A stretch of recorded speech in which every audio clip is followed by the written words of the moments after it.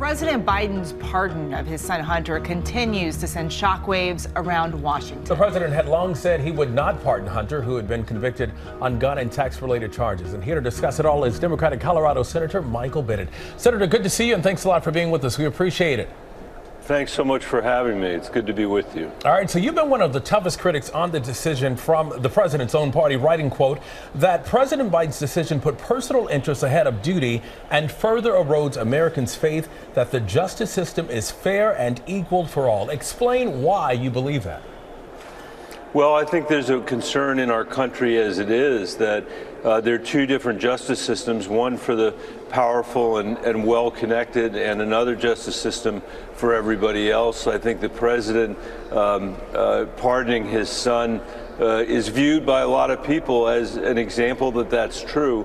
The second issue is that I think by arguing that the Justice Department was targeting his son in a political matter, I think the president has played into the hands of Donald Trump in particular, who has almost made a career out of politicizing these agencies, these law enforcement agencies, saying they're political, saying they're corrupt, as a way of trying to avoid accountability and responsibility himself. And I think that President Trump will cite as a precedent for basically everything he does from here on out the pardon of Joe Biden of his son. And I think that's very unfortunate for the American people. You mentioned the president's reasoning for why he did this. Do you think his son was unfairly targeted, or do you think that's not the case? Look, I think that he's been targeted by politicians in Washington, D.C. That is for sure. But I do not believe there's evidence that the Justice Department targeted him. He was convicted by a jury of his peers. He pled guilty to very serious tax evasion charges. The idea that these were not serious charges, I think, is also wrong.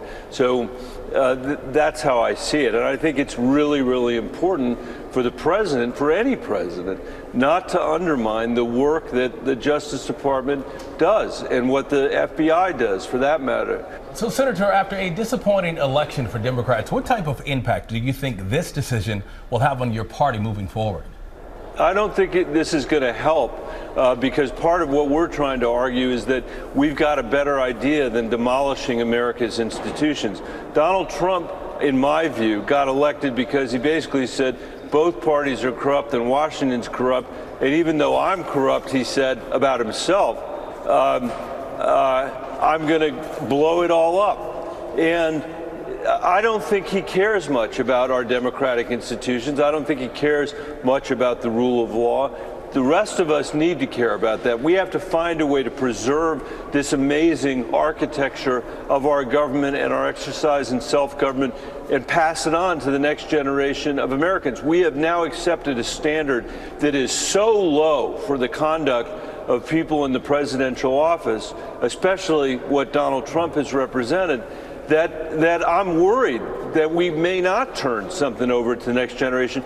The Democratic Party is going to have to get its act together if we're going to beat Donald Trump or beat his Republican Party. We've lost to him twice now because the American people aren't listening to the message that we have, and they would be more willing to send a guy here who says, I'm going to blow the place up, than somebody who says, let's figure out how to make our economy work so it works not just for the richest people, but for everybody. Let's figure out how to have a healthcare system and an education system in this country that works for everybody. There are a lot of people in America that have given up on the idea that we can do those things, that we can achieve those things together. I think we can. I think we can restore America's place in the world and burnish this democracy, but it's going to take a very different kind of politics than the politics we're practicing today in Washington.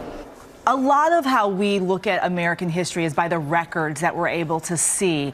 The prosecutors in the Hunter Biden tax case are urging the judge there to keep that indictment on the record. What do you make of that, and what purpose does that serve? I think the purpose would serve is just to make sure that people know that that the indictment, that there was an indictment, and that indictment had validity. And and they probably do want to secure the historical record, as you said.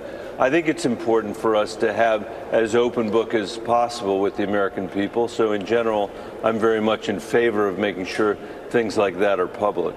We'll have to wait and see how it all shakes out. Colorado Senator Michael Bennet, thank you so much for being with us today. Thanks for Senator. having me.